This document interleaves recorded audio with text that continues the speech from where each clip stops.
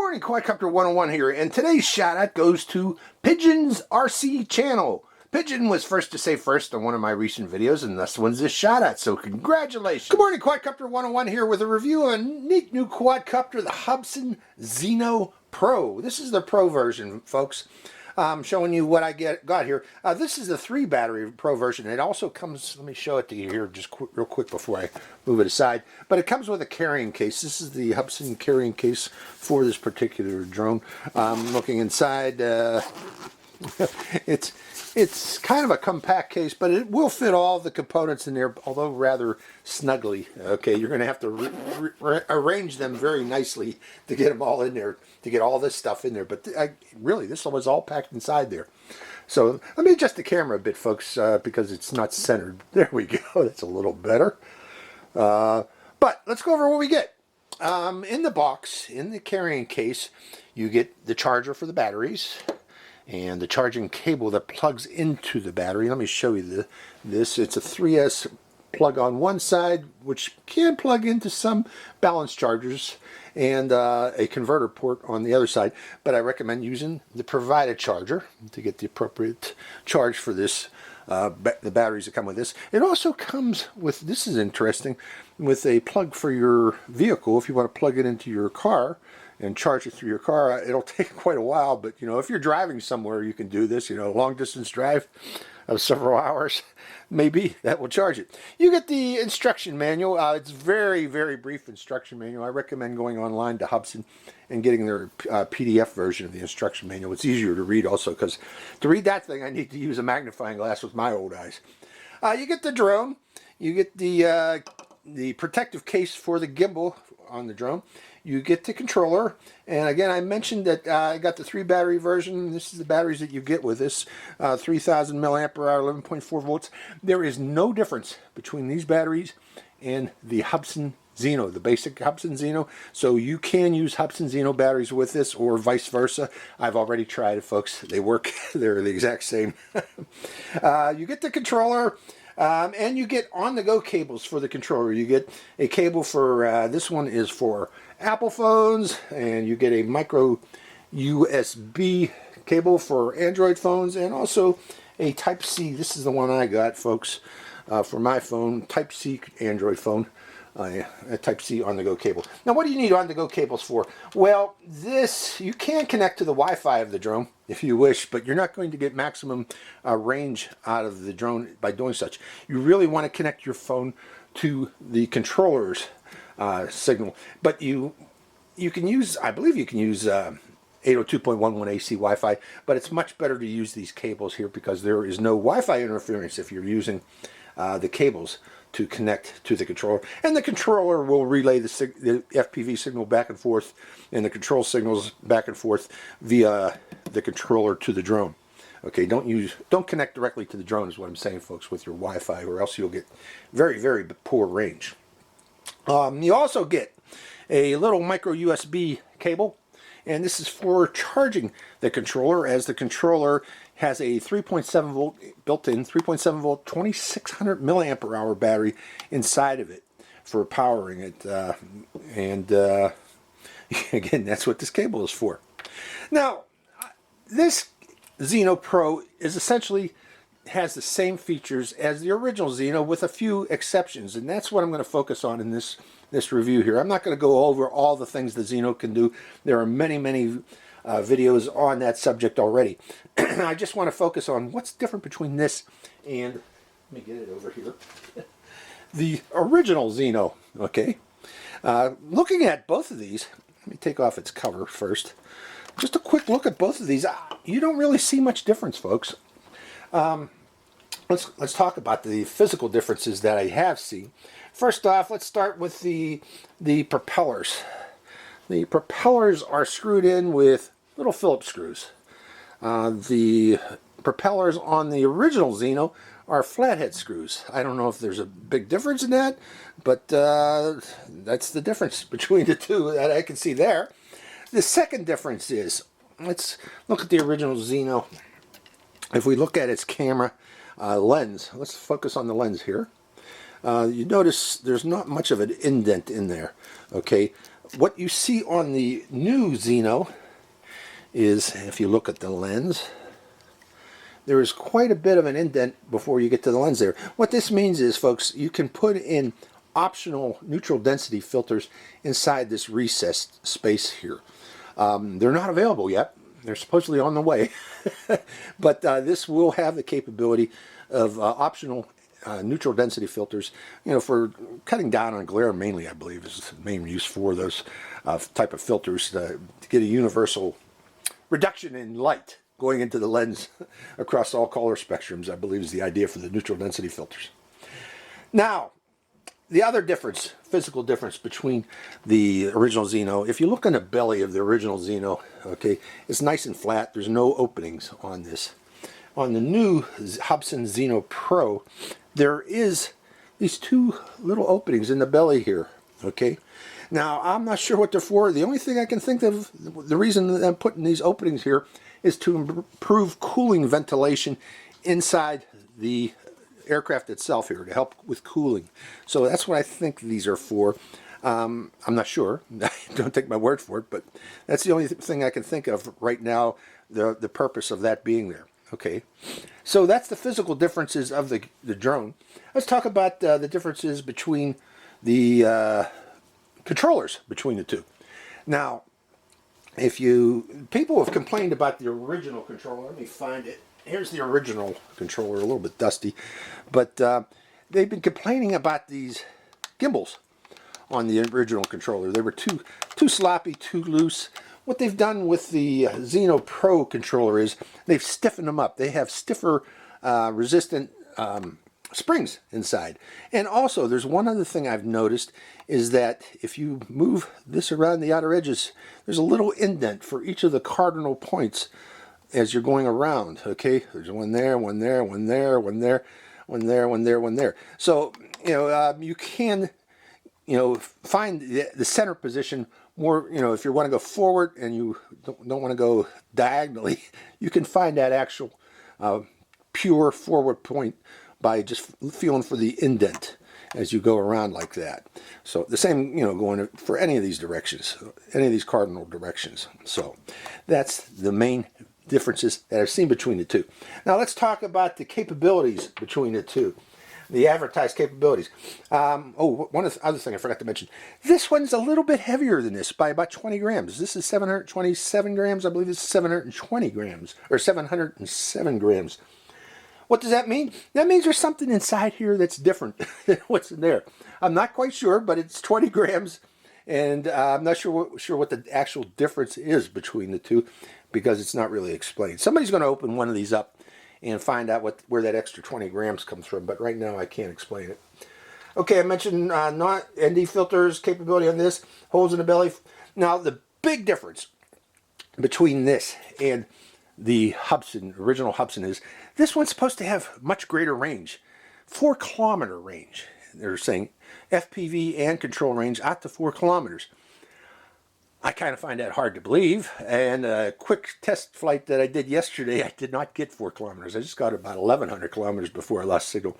But we're going to give it another shot today here. I'm going to go out to a dry lake bed and really test that range. But if that's true, that means they've either increased the signal strength from the drone to the controller, or they've improved the reception ability of the controller to see that signal at farther greater range, or maybe a little bit of combination of both. I'm not quite sure, but supposedly, again, this is advertised with a range of out to 4 kilometers. Again, I find that kind of hard to believe. So the biggest differences, again, let's go over them. The biggest differences between this and the original Zino is, one, the advertised increased range of 4 kilometers, and 2, the improved gimbals on the controller. Okay, and the neutral density filter capability of the lens on the drone. Now, there are other advertised features that I've seen, like panoramic spherical photography capability. That's probably, well, that's not, right now it's not capable of doing such. I've tried it already. There's no feature to do such in the app yet. But I think that is going to be an added feature of the Hubsan app that's going to come down in the near future. And actually, I got a feeling that might be applicable to both of these, the original Zino and the Zino Pro, because something like that is a software change in the app. And if this can do it, I'm pretty sure the original Zino can do it. So we'll see. We'll see when that feature does come out. But again, the panoramic photography is, in terms of pictures, panoramic pictures, not video, is not currently available with this drone. So that's the Zino Pro. The difference is what's new about it. Let's take it out into the field and fly it. Let's see how it flies, folks. So hope you enjoy this flight. Good morning, Quadcopter 101 here, and we are out again at one of my favorite flying fields here. We're going to do a range test today. Now, I flew this yesterday out at another one of my flying fields, and I only got out to about 1,100 meters range. I'm not sure if that was a fluke or not. We're going to try it again today. We're going to fly out of here today. Today's focus, again, will be on range testing. Okay, I'm not going to go into all the different features of the Zino, like follow me, circle me, and alt orbit. It has the same features as the original Zino. Okay, the big difference between this one here is, the biggest difference between this and the original Zino is the claimed distance of 4-kilometer range. We're going to see if we can go out past the 1 kilometer that the Zino can get and get useful video and FPV video at past 1 kilometer range. So that's the idea of today's flight. What I'm going to do, folks, is the Trona train is in today. I'm going to try to follow it all the way down out past 1,000 meters and see if we still got video. So hope you enjoy this flight. Now I'm going to do the setup. You don't need to see the setup. I'm going to skip that today because that's kind of redundant. It doesn't change. There's no change between it and the original Zino, so you don't need to see that. We'll just get into the air. So hold on, folks. Okay, we are ready to go. I did the compass calibration after connecting it to the drone. We are connected. I'm going to start the video recording right now, and we are going to do an automatic takeoff. Pressing the automatic takeoff button. Checking stability. Nice and stable takeoff. Good stability here. I'm going to be flying diagonally toward the sun here, so let me go a bit higher too. I want to go up to about 20 meters from here, from this position here where we're at. So we're going up, going up, going up. Till we reach about 20 meters. That's what I want. Now I'm going to lower the gimbal a bit. Don't need to see so much sky. Right about there. That should be good. So we can see more desert than sky. Okay. So right overhead, pushing forward, and we're heading outbound. Now I'm going to head for this angle of the train, this side of the train. And I'm pointing my antennas off in the direction of that part of the train. So we shouldn't lose signal as we're going outbound. And pushing harder forward to get maximum speed. And we're heading outbound. Turn to the left a bit. And we're 25 meters up. And 160 meters. Still heading outbound. Let's see if we can reach the edge of the train. 250. We're coming at 247, 248 meters. 255 meters. Still heading outbound. 319. Still have good FPV. 350, good FPV. That's my wife walking around with the dog. That's it, you hear in the background here. 400 meters, heading outbound. Still 25 meters up. 500 meters, still have good FPV signal. Can we reach the edge of the train? That is the question. I'm going to turn to the left a little more. Too much. That's the edge of the train I want to get. Make sure I'm pointed in that direction. I am. My antennas, flat end of the antennas, pointed over there. 670 meters outbound. Still have signal. Still going outbound. 730. Good signal. 800 meters. Still headed outbound. Coming to the left a bit.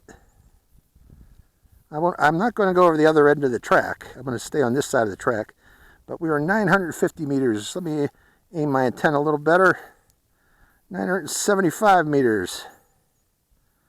Still heading up on 1,000 meters, 1,100 meters. Good signal today. So yesterday, I don't know what the fluke was, why we lost signal, folks, because I have excellent signal today. And I'm trying really harder to maintain pointing my signal in its direction. 1,200 meters outbound. Still have good signal.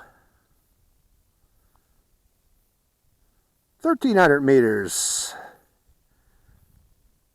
And we're 83% battery. I'm going to start thinking about turning around the other direction now. Coming up 1,400. I'm going to try to make it to 15. And then we're going to turn. So yeah, today I got much better signal. I don't know what the issue was yesterday.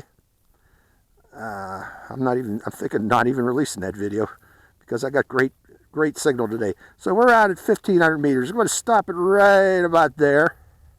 Now we're going to turn to the right and see if we maintain that signal with the turn. And I want to come up along the edge of the train.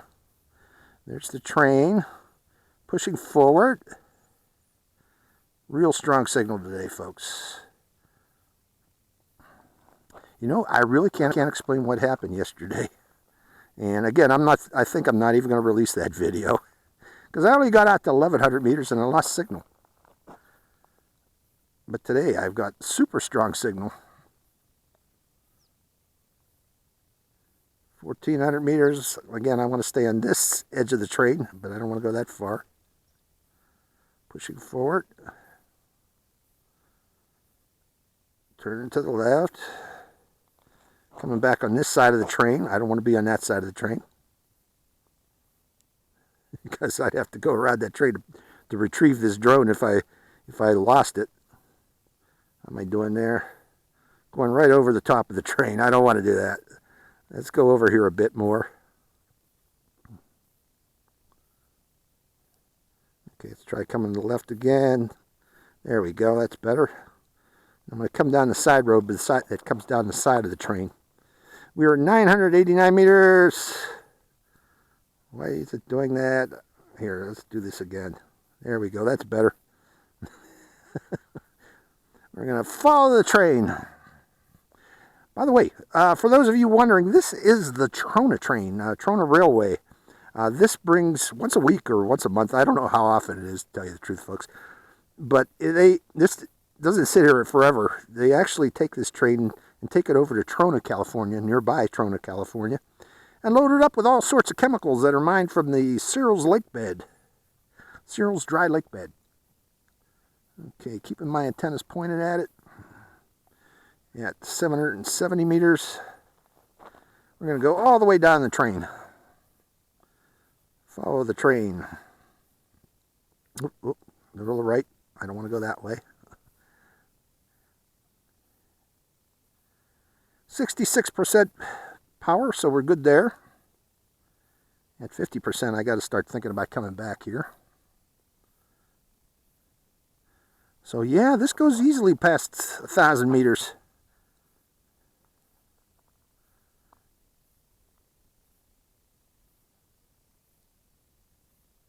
Coming to the far end of the train. And I want to see if I can make it down to the, there's a little bridge, railway bridge, past the edge of the train. See if I can make it to that. And from there, I'm going to do a return to home. We're at 65% power. Coming to the edge of the train, still pointing my antennas to the drone. 680 meters away.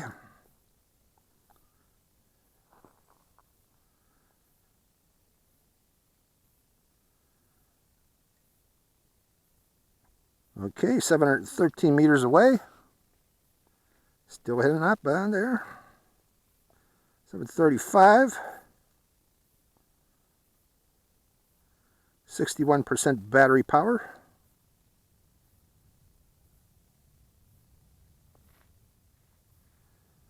$780 meters away. 59% battery power, so I'm going to start turning to the right. We'll come up this road here. So yeah, you know, although this they say this can go out to 4 kilometers. I would strongly advise against anybody trying to do that because you don't have the battery power. Because right now I'm at 53% battery power. And if you do such, all that's going to happen is you're going to run out of battery. For those of you who are considering doing such. Boy, this got good signal. Good FPV. But yeah, this is excellent signal coming in on this thing. I'm heading up the road.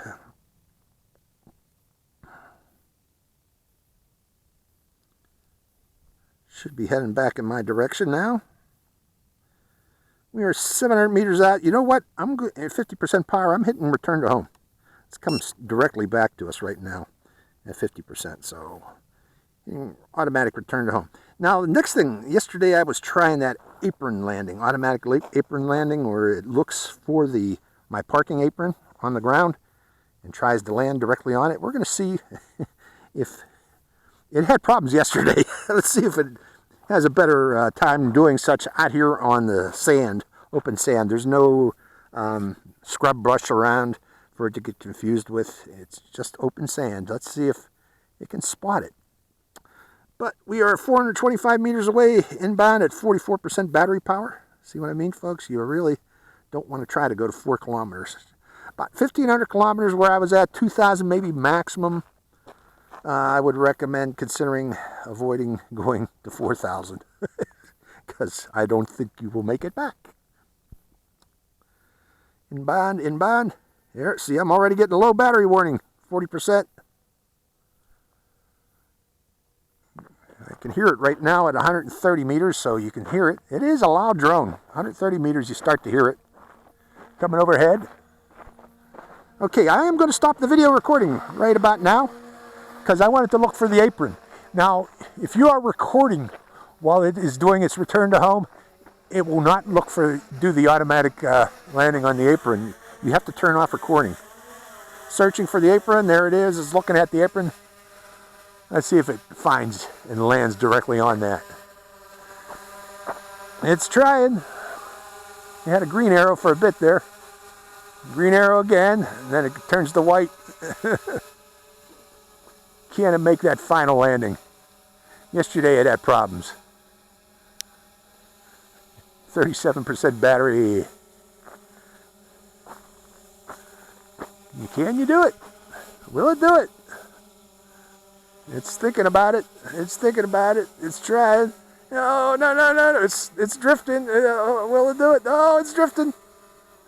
Oh, I lost it. Couldn't do it. Unfortunately, folks, it didn't do it. Okay. Well, with the remaining 37% battery power, let's put it back in the air again. Do a manual takeoff this time. Throttle up. Turn it to the right.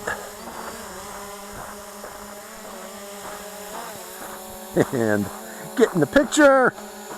And here, let me hit record. And stick up the camera and say, "How you like my shirt today, folks?" Okay. Okay, we're going to fly it, this remaining 37% in sport mode. I didn't get a chance to try sport mode too much yesterday.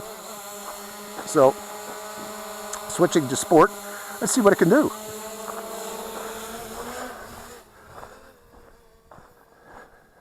That's it, sport mode, folks. I don't know about it being sporty. We're going to call it quits in sport mode because that's not too sporty. Now, I still want to try one other thing while we're out here is waypoints. Let's see if we can do waypoints here after this battery dies out. What I'm trying to do, folks, is get a good sense of what is the flight time of this aircraft. Yesterday I was getting about 17 to 18 minutes. It's advertised at 23 minutes, but it really can't do that, or didn't do it yesterday. Going back to GPS normal mode at 31%. While we're up here, let's try again. We'll go over here. Plop itself there. And I got to go above 5 meters, 7 meters up, lowering the gimbal. Come on down, gimbal. Point it toward my direction. Till you see me. Okay, you see me up there. Let's go into the flight modes here. And let's try Yeah, it's warning me 30%, that's fine. Following mode, do not use follow on high winds, and yep, that's true. Don't use high boat. But there, okay. I selected myself. Let's see if it, and then I hit go. And we are now in active track. Let's see if it follows me. It does. You know, it's interesting the way this works, that it can follow your position around. It's like being pulled on a string. It's a DJI style of follow me. Now, I like active track better than GPS tracking because it's much more smoother, much more professional looking instead of bobbing around, because there is no error between what you're, you know, where it says, where it thinks you're at versus where the your GPS on your phone says it's at. Usually there's a difference between where the drone thinks you're at and where your phone's GPS thinks you're at, and that creates problems with tracking. This is much better for follow me because it's much smoother. And we're going to fly it until we're at low battery. We're going to take a walk through the desert with it following me like a puppy. Battery power is down to 25%. Can I raise that gimbal up while we're doing this? Do I have any control over the gimbal? Obviously not. So, although it's following me, there is no control over the gimbal. So we're going to head back. One other thing we can do while we're out here is, why don't we do a follow me? We're going to hit stop. Not follow me, in orbit. I like orbit also. Orbit mode. This function has been forbidden, so we can't do that. We got to fly around until the battery dies. This will kill the battery fast. Also, let me stop video recording. Bring it down close. Well, what's it doing right now? Just hanging in the air there. Come on over closer. I want to see, do you climb to go back and do your low battery return? Or does it go back at this altitude? We're just going to leave it there and see what it does. We're at 21% out. I can record again while we're there. Raising the gimbal up.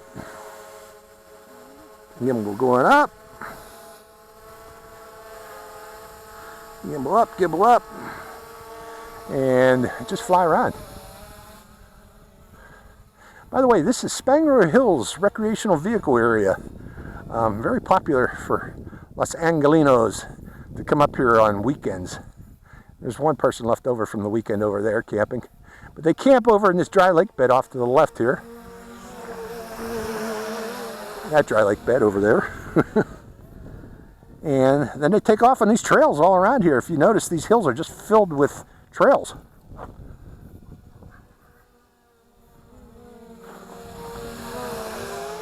All around here on their off-highway vehicles, mainly motorcycles.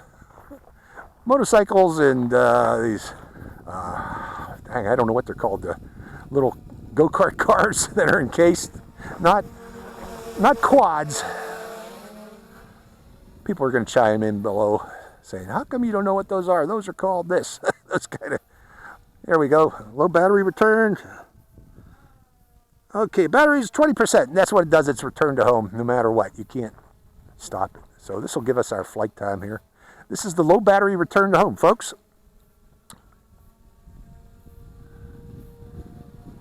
Heading overhead. Now, I am going to be recording all the way, so we're not going to do that apron landing.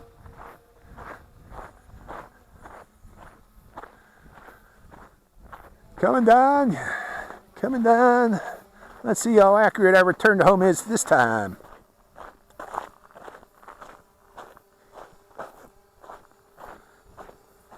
And I'm going to stop the video recording right there and make sure we get it. Well, this was a GPS return to home without the optical assistance. And we're off about a meter. Oh, God, look at that dust. Okay, let me pop one more battery in and we'll do some waypoint flying. So hold on, folks. Okay, we've reconnected to the drone with a new battery, fresh battery in there. Now, what I want to try is waypoint flying. If we go in here and hit waypoint mode, waypoint mission planning, Notice that we got a map of the area where we're at. Since this is not connected to Wi-Fi directly, your phone is not connected to Wi-Fi directly, we're connected through the USB cable here. That enables us to access mobile data networks simultaneously with the connection to the FPV of the drone. That's a limitation in some of the toy grade drones, in that you can't simultaneously connect to the data network versus connecting to the drone with your phone, because a lot of phones won't allow you to simultaneously connect to a data network versus connecting to Wi-Fi. This one will. Okay, now I'm zooming out a bit here because I'm going to hit a few waypoints. I'm going to set up a few waypoints for this drone to go out to. Let me find one here. Something of interest on the screen here. We will go down here. I'm going to hit draw. I'm going to hit a point there. And we'll go down the road to the left out to about that point there. That'll be number 1. Then we'll head over directly to the train. And we'll put number 2 right about there, over by the train. Then we're going to come back toward us. Let me hit draw here and put a point right there. Where's number 1? Where's number 2? Hold on, I'm going to delete one of these points. There's probably a 2 under there. There we go. And we're going to go down the road a bit. Say down to right about there. And then from there, we'll come straight home. So that'll be our delete, keep mission. Waypoint missions limits have been exceeded. Limit 2 kilometers, mission length 4.4 thousand meters. We're gonna keep it. And we're gonna hope, we'll see if it actually takes. But we're gonna hit submit and send successfully. Now we're gonna put the drone in the air before I hit done. Okay, done is when it actually executes. So we'll go up. We run into issues while we're flying this route. I am going to hit return or hit stop and then return to home. But hitting done. Aircraft is entering waypoint mode. And it's climbing, and let me start the camera too while we're up there. Camera is started. And it's on its way to its first waypoint. So let's see it do this mission. If we run out, if we're at 50% battery power while it's doing this thing, I'm going to do a return to home because I want to make sure it gets back here. Again, keep in mind this thing supposedly can go 4 kilometers, but don't recommend trying that because, again, you may run out of battery power way out there. Going over to its first waypoint. And then I believe I have it set to go to the train next. Still got a lot of power on it. I like waypoint missions though. They can be neat, you know, especially if you got an area you want to explore and you go on your map and say, I wonder what that is on my map over there. You can just click on it and the drone will go over to it on your map, you know, based on the Google satellite views. I think that's just neat to be able to do that.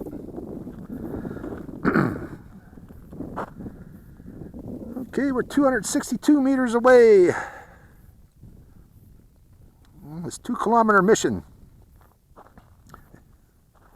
A little over 2-kilometer mission. 330 meters away. Let's see, go back to our map. How far are we to the next waypoint? Are we there yet? Still heading to waypoint 1. I can see why it was concerned about going that far. So again, we can easily stop the mission though along this route and then have it do a return to home. But going back, making sure we still got FPV. We do. 430 meters away. I think that, let me go back to the map. What is my first waypoint? Yeah, that road there. When we get to that intersection there, it should turn to the right. And focusing on keeping my antennas pointed, the flat end of my antennas pointed to the drone. At 520 meters away. Should be turning right here. 20 meters up. Turning to the right and heading to the train. Off in the distance there. Let's go back to the map. Let's see, where are we going on this map? We're going right up to the, close to the edge of the train where the two roads come together at a V. So, there it is, heading towards its next waypoint. At 573 meters away.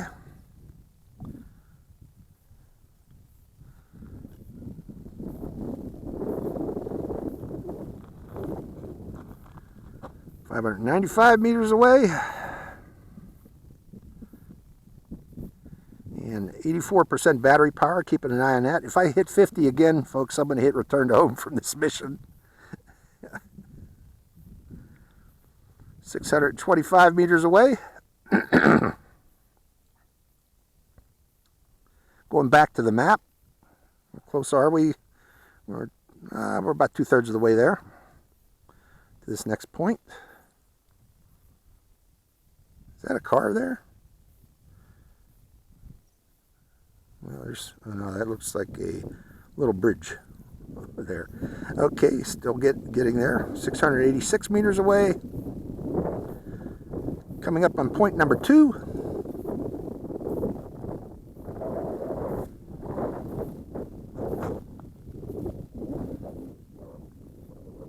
Point number 2, almost there. Near the train. 81% battery power. Again, always keep an eye on your battery power, especially when you're doing these waypoint missions. You don't want to exceed your battery, because I don't think this has the capability to compute, hey, I'm too far away, based on my battery power, I should return home now. I don't know if it does that or not, to tell you the truth, folks. You know, I think you really need to manually keep track of your battery power versus your distance away. I could be wrong. I'm sure people will chime in below and correct me if I'm wrong on that, but I like to keep an eye on my battery power. So, going to waypoint number 3. And where is waypoint number 3 again? Let me go back to the map. That's right at the main road, coming back to the main road. So, there's the main road off there. 650 meters away.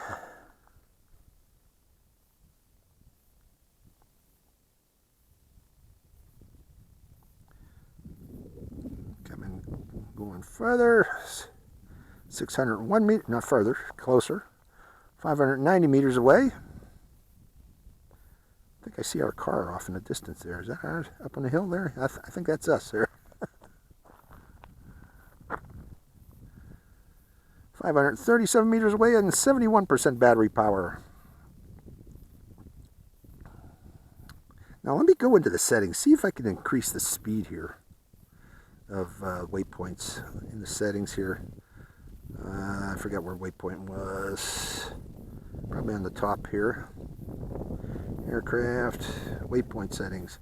Can I increase the speed? No. Okay, I thought you could increase the speed, but no. Okay, we're coming up at the next waypoint. We're 66% battery power. So no, you can't increase the speed. I didn't see it in the selection there. Let me go one more time just to double check. Aircraft model.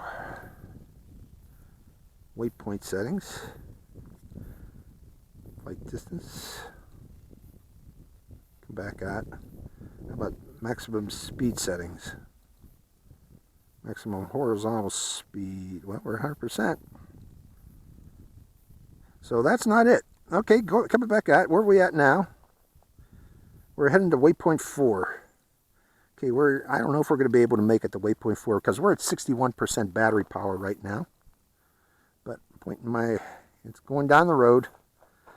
Again, if we hit 50% before that, we're going to stop and do a return to home before it reaches there. But we're 60% now. Distance of 236 meters, pretty close, so I ain't too worried right now. 59%.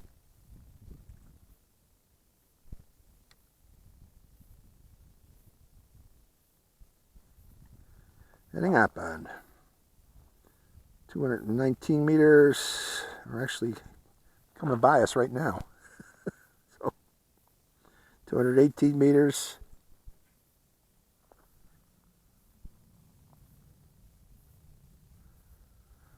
Still heading down the road.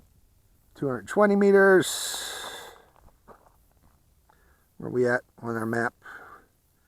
We're a third of the way there. It's the last waypoint. And 55% battery power. I think it'll make it. I think it's no problem. So I'm going to let it complete its mission. Okay, 260 meters.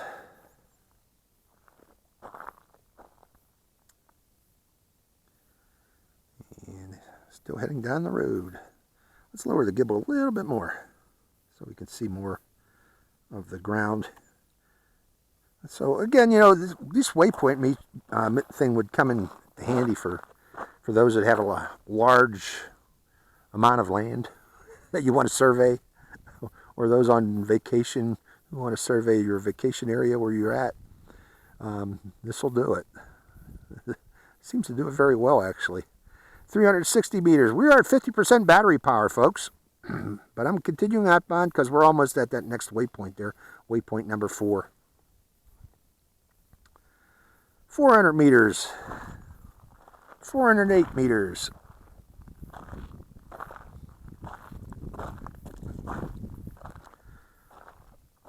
439, 445 meters. So far, a pretty good mission. Almost at that point. We almost there? Yeah, almost there. Where is that point at, by the way? Near that road there comes off from the left there. 520 meters at 49% battery power. Again, I'm keeping my antennas pointed in that direction.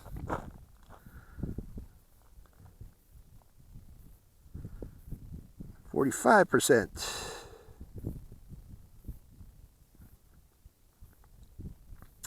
44%, and there's that road coming up. We should turn at that road. Now, in the waypoint settings, I've turned off all of the delay settings for each waypoint. They have them set like 1 or 2 seconds. Who wants to set at a waypoint for 1 or 2 seconds? I just turn that to 0, so it goes on to the next waypoint immediately, like so. Now it's coming directly back toward us. 41% battery power. And we'll get another estimate of maximum battery power for the Zino Pro. But out of curiosity, I wonder how they actually get this increased range of this. Whether they actually bumped up the what do you call it? Transmission power of the drone versus or transmission power, of the drone, or the reception power of the receiver. I don't know what they've done to actually get this type of range on this drone. But we're 456 meters at 37% battery power. It should be able to make it here, I hope. It's kind of pushing it. 37%. I believe it does an automatic landing at 20%. But yeah, I can see our car there, so it'll be coming up toward us here shortly. We are 330 meters at. 300 meters at. And 35% battery power.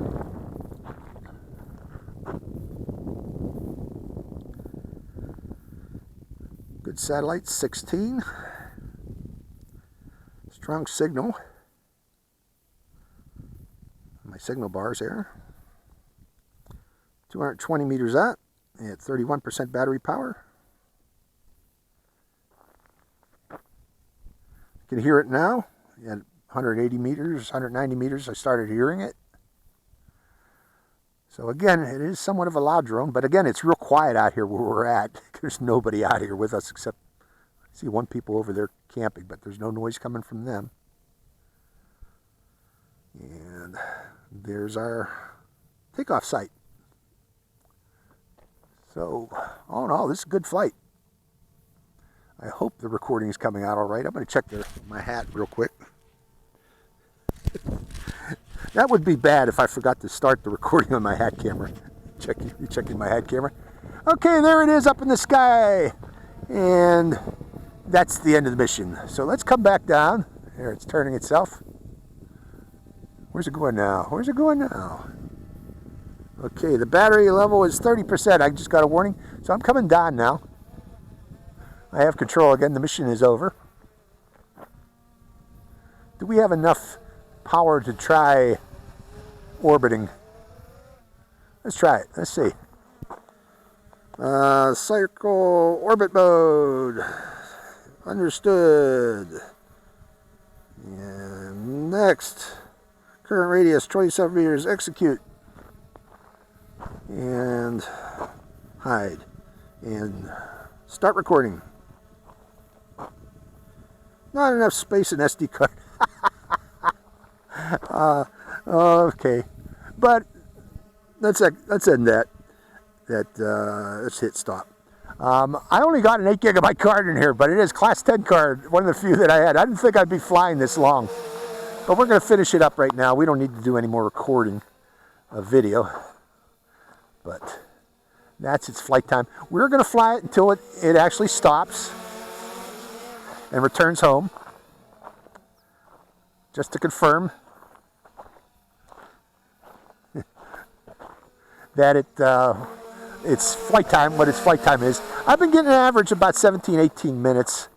It's advertised at 23 minutes, but you know, that's probably for steady hovering in place. But who flies like that? Seriously, you know, who hovers for 23 minutes?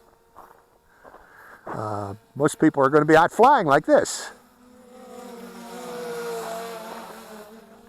So, the improvements on this Zino, you know, 1,500 meter range, comfortably got out there to about that. Again, yesterday I only got to about 1,100 meter range. I'm still going to show that video. Just to show that there is sometimes possibility of you getting less than 4 kilometer range. Again, nobody should really fly this out to 4 kilometers, though. That's asking for trouble. Unless you plan to land it out there at 4 kilometers, you're not going to be able to make it back there. You know, I just did this little Waypoint mission, and we were low on battery power already. This Waypoint mission was 2,000 meters, about 2,000 meters, and we ran low on battery there. So the maximum range that you probably want to fly this thing would be, I don't know, 2,500 meters in that area there. That'd be about the max that I would recommend even considering flying. Go to, again, 4 kilometers. I don't think it'll make it home. Okay, how much battery power? We're 21%. 21% is when this thing will land itself automatically. I guess, you know, the 23 minutes is flying this till you've got 0% battery power. That's another thing. Nobody wants to do that either, because that'll destroy the battery. After it lands on its automatic landing, folks, I'm going to try to see if we can actually take off again, just out of curiosity. That'll probably squeak out that last 23 minutes, but again, I don't recommend doing such, because you do such, you are going to damage the battery. We're 20% yet, 21%, any minute now. We'll go over here.